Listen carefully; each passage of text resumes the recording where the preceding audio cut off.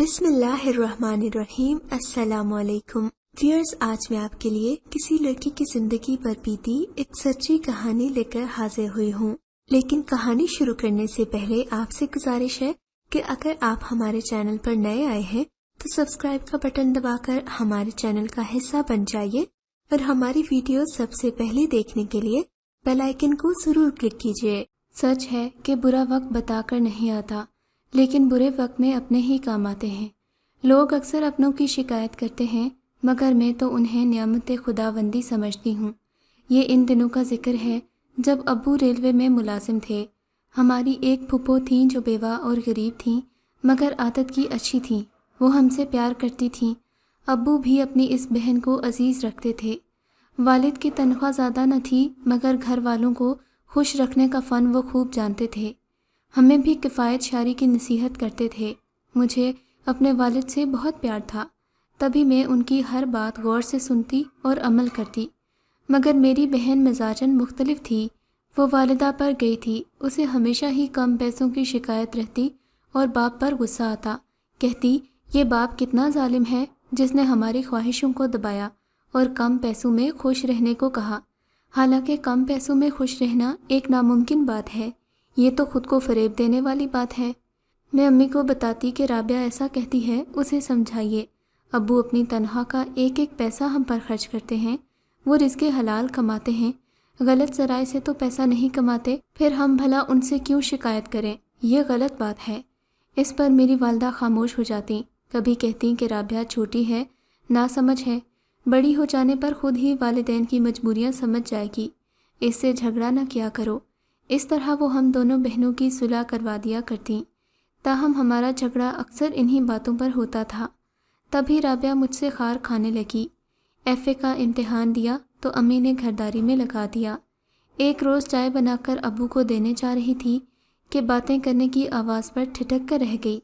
والد دادی سے کہہ رہے تھے کہ فرحت کا رشتہ طے ہو جائے تو منگنی کر دیں گے، نادیہ آ جائے تو بات کرتے ہیں۔ دادی نے جواب دیا۔ میں نے سوچا کہ ابو شاید اپنی بہن سے مشورہ ضروری سمجھتے ہیں۔ میری پھوپھی کا نام نادیہ تھا۔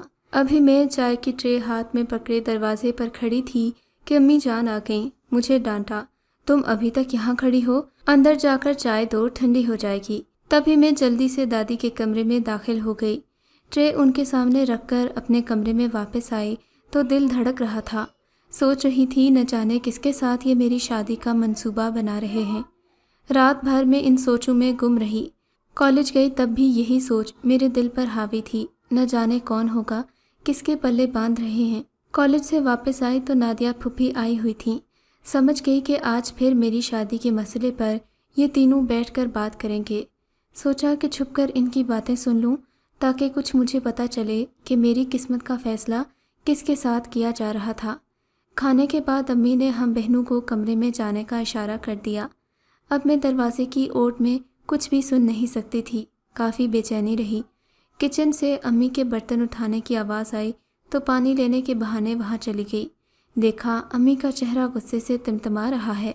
اتنے میں دادی کی آواز آئی، وہ مجھے پکار رہی تھیں۔ دھڑکتے دل سے گئی تو مجھے دیکھ کر پھوپھی کھڑی ہو گئیں، گلے سے لگا لیا اور پھر 500 روپے کا نوٹ نکال کر دینے لگیں۔ میں نے ابو کی طرف دیکھا، بولے لے لو بیٹی۔ ابو کے کہنے پر میں نے نوٹ لے لیا۔ تبھی پھوپھی نے خوش ہو کر ابو سے کہا، اکبر میاں، اب فرحت تمہارے پاس میری امانت ہے، جو ہی عاقل کی نوکری لگے گی میں اسے بہا کر اپنے گھر لے جاؤں گی۔ میں شرما کر اپنے کمرے میں آ بیٹھی۔ دل ابھی تک دھڑک رہا تھا اور مٹھی میں پھوپھی کا دیا ہوا 500 روپے کا نوٹ تھا۔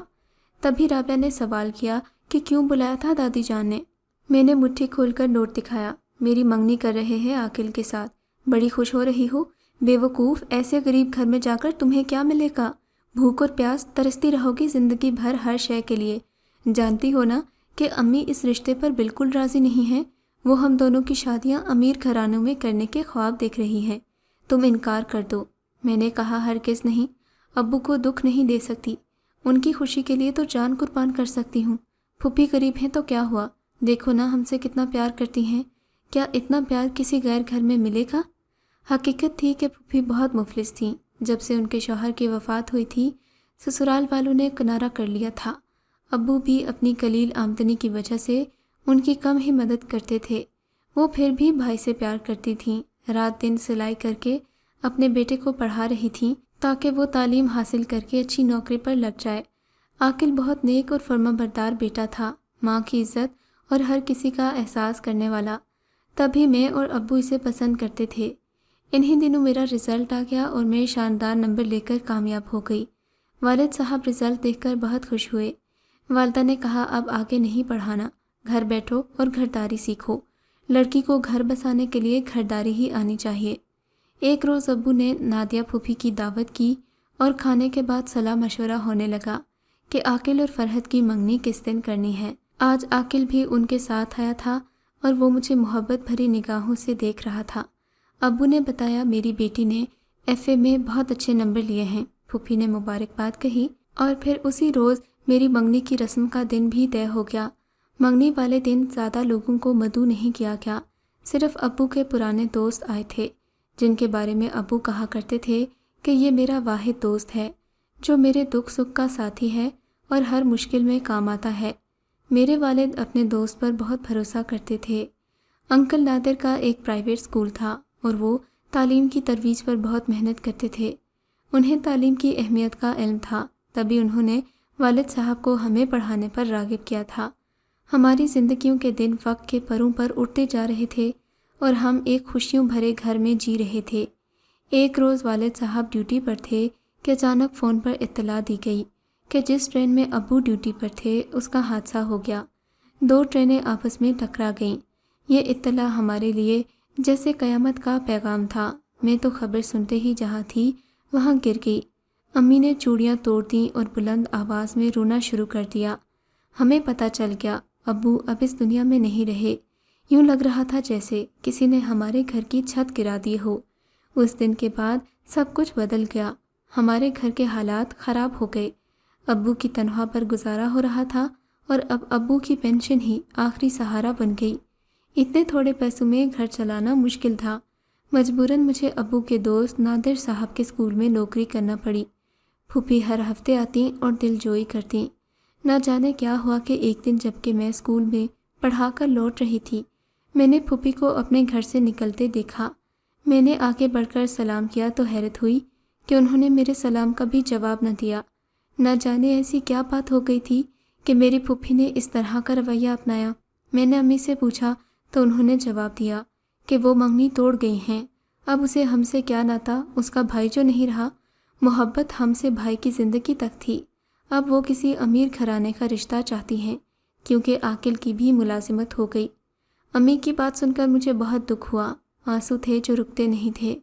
ملازمت کیے بغیر گھر کیسے چلتا؟ ابو کی وفات کے بعد میں نے 5 سال نوکری کی، گھر کے حالات سدھر گئے تو امی کو میری شادی کی فکر ستانے لگی۔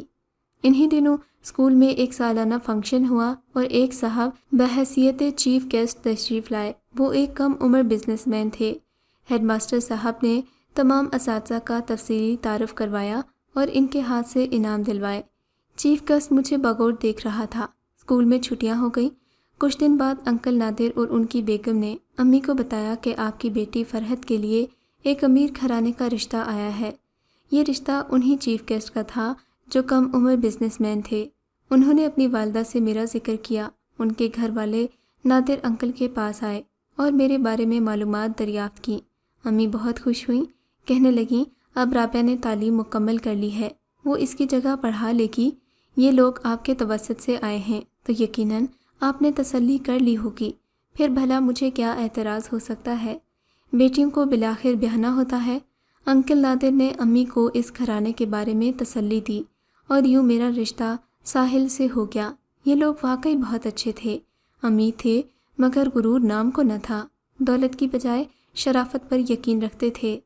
دل میں عاقل کو کھو دینے کا ملال تو تھا مگر جب اچھا شوہر ملا تو میں نے ہر بات بھلا دی، کیونکہ عاقل سے منگنی ضرور ہوئی تھی مگر ہمارا کوئی رومانس والا افیئر کبھی نہیں رہا تھا۔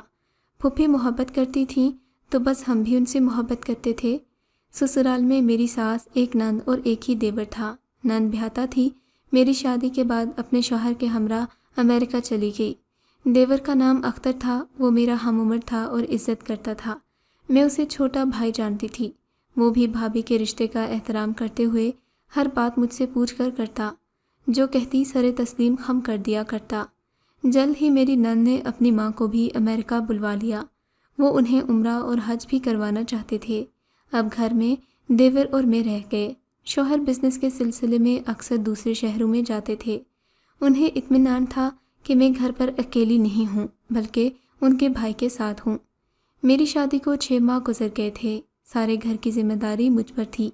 اکیلے میں جی گھبراتا تو دیور سے کہتی، اختر اب تمہاری بھی شادی ہو جانی چاہیے، تمہاری دلہن آئے گی تو میرا ہاتھ بٹائے گی اور میرا جی بہلے گا، کوئی لڑکی پسند ہو تو بتا دو۔ ایک دن وہ بولا، بھابھی اگر برا نہ مانے تو ایک بات کہوں، مجھے آپ کی بہن پسند ہے، آپ اس کے ساتھ میری شادی کروا دیں۔ میں نے اپنے شوہر کو بتایا، امی کے پاس اختر کا رشتہ لے کر گئی۔ یوں میں کچھ ہی دن میں اپنی بہن کو دیورانی بنا کر لے آئی۔ ہمارے گھر کی خوشیاں دوبالا ہو گئیں۔ میں خوش تھی کہ میری بہن آ گئی، جانتی نہ تھی کہ اس کی سوچ اور طرح کی ہو جائے گی۔ مسئلہ جلد ہی شروع ہو گیا۔ وجہ یہ بنی کہ میرا دیور جو میری بہت عزت کرتا تھا، ہر معاملے میں عزت دیتا تھا، یہ بات میری بہن کو ناگوار گزرنے لگی۔ وہ بظاہر چپ رہتی مگر اندر ہی اندر میرے لیے غصہ پالتی رہی۔ جب یہ دونوں سیر کو باہر جاتے تو اختر مجھ سے یوں اجازت لیتا جیسے بیٹے ماؤں سے پوچھ کر کہیں جاتے ہیں، اور اکثر اصرار کرتا، بھابھی جان آپ بھی ہمارے ساتھ چلیے، گھر میں اکیلی کیا کریں گی؟ مجھے نہیں معلوم تھا میری بہن کڑتی ہے اور اندر اندر اپنے شوہر سے لڑتی ہے کہ تم کیوں باجی سے پوچھ کر جاتے ہو، اسے کباب میں ہڈی کیوں بناتے ہو؟ یہ بات میرے دیور نے مجھے نہ بتائی، وہ ایسی باتیں چھپا جاتا کہ مجھے دکھ نہ ہو، مگر میں نہیں جانتی تھی کہ میری بہن میری اتنی بڑی دشمن بن جائے گی۔ ایک روز میں کچن سے نکلی تو بہن کو اپنے کمرے سے نکلتے دیکھا، نہ جانے وہ وہاں کیا کرنے گئی تھی۔ خیر میں نے اپنے شوہر کو فون کیا کہ وہ جلدی گھر آ جائیں، میری طبیعت ٹھیک نہیں ہے، مگر جب میں نے میز سے فون اٹھانا چاہا وہاں میرا سیل فون موجود نہیں تھا۔ میں نے بہت ڈھونڈا مگر نہ ملا۔ تبھی رابعہ کمرے میں آ گئی، بولی کیا بات ہے، کیوں پریشان ہو؟ گرمی سی محسوس ہو رہی ہے، سر درد کر رہا ہے، طبیعت ٹھیک نہیں، میں نے کہا۔ کہنے لگی اچھا یہ جوس پی لو، تمہاری طبیعت ابھی اچھی ہو جائے گی۔ بہن کے کہنے پر میں نے جوس پی لیا، جس سے اس وقت تو کچھ راحت محسوس ہوئی، مگر پھر غنودگی طاری ہو گئی اور نیند آ گئی۔ میں سو گئی۔ ہوا یہ تھا کہ رابعہ نے میرا سیل فون اٹھا کر اپنے پاس رکھ لیا، جس پر مجھے شوہر نے اسی دن یہ میسج کیا تھا کہ میں رات کو 10 بجے تک گھر آؤں گا، ایک پارٹی کو ڈنر کرانا ہے۔ مجھے اس نے نشہ آور جوس پی کر سلا دیا۔ جب مغرب سے کچھ وقت اوپر ہو گیا تو اپنے شوہر سے بولی، باجی کی طبیعت ٹھیک نہیں ہے، ابھی تک بے ہوش پڑی ہے، اختر لگتا ہے ان کو ہسپتال لے کر جانا پڑے گا۔ ایسا کرو کہ تم ان کے پاس ٹھہرو، میں لباس بدل کر آتی ہوں اور ان کو ہسپتال لے جاتے ہیں۔ کیا خبر ساحل بھائی کب تک آئیں گے؟ ان کی ایک بزنس پارٹی کے ساتھ ڈیل چل رہی ہے، وہ ڈنر پر گئے ہیں۔ اختر میرے کمرے میں کرسی پر بیٹھ گیا اور رابعہ اپنے کمرے میں جانے سے پہلے گیٹ پر گئی۔ اس نے مین گیٹ کا اندرونی لاک کھول دیا اور اپنے کمرے میں جا کر سو گئی۔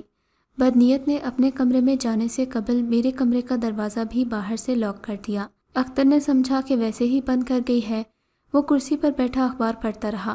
اسی وقت ساحل گھر آ گئے۔ یہ کوئی رات 10 بجے کا وقت تھا۔ وہ سیدھے اپنے کمرے کی طرف آئے، جو باہر سے نہیں کھل سکتا تھا جب تک ہم اندر سے بٹن کو نہ دباتے۔ انہوں نے ناک کیا تو اختر نے اٹھ کر دروازہ کھولا۔ سامنے ساحل کھڑے تھے، وہ اندر آئے۔ میں بستر پر پڑی سو رہی تھی۔ تبھی انہوں نے سوال کیا، اختر تم اس وقت میرے کمرے میں کیا کر رہے ہو اور کمرے کو لاک کیوں کیا ہوا تھا؟ میں نے لاک نہیں کیا بھائی جان، بھابھی کی طبیعت ٹھیک نہیں تھی، تبھی میں یہاں بیٹھا ہوا تھا، کیونکہ رابعہ لباس تبدیل کرنے گئی تھی اور ہم ابھی بھابھی کو لے کر ہسپتال لے جانے والے تھے۔ ہم سمجھ رہے تھے کہ شاید آپ دیر سے گھر آئیں گے۔ میں نے فون پر میسج کر کے اپنا تمام پروگرام بتا دیا تھا۔ کدھر ہے فون؟ رابعہ نے میرے سو جانے کے بعد میرا سیل فون میز پر رکھ دیا تھا۔ انہوں نے فون اٹھایا اور دکھایا کہ دیکھو میں نے رات 10 بجے تک آنے کا کہا تھا، ٹھیک ٹائم پر آ گیا ہوں۔ رابعہ کہاں ہے؟ یہ کہہ کر جب وہ رابعہ کے کمرے میں گئے تو دیکھا وہ اپنے بستر پر گہری نیند سو رہی ہے۔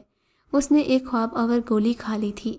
اس کو سوتا پا کر ساحل کا پارا چڑھ گیا اور چھوٹے بھائی سے الجھ پڑے، تم جھوٹ بول رہے ہو، تمہاری بیوی ہسپتال جانے کے لیے لباس تبدیل کرنے گئی تھی، وہ تو اپنے بستر پر پڑی سو رہی ہے، آخر یہ کیا معاملہ ہے؟ معاملہ کچھ نہ تھا، بس بہن سے حسد کا معاملہ تھا۔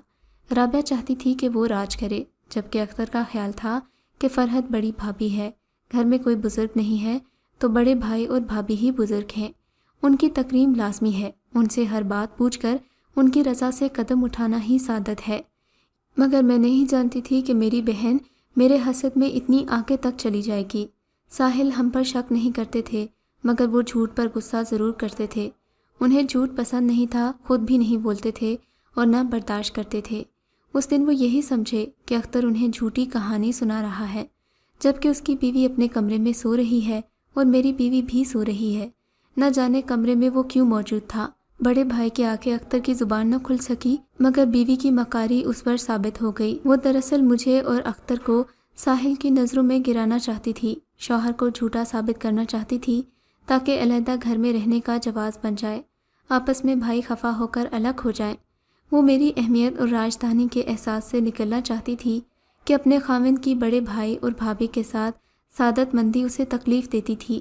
بھائیوں کی محبت میں درار پڑ گئی تو وہ بھی اختر کے دل سے اتر گئی اور اس نے بیوی کو طلاق دینے کی حماقانہ حرکت کر ڈالی۔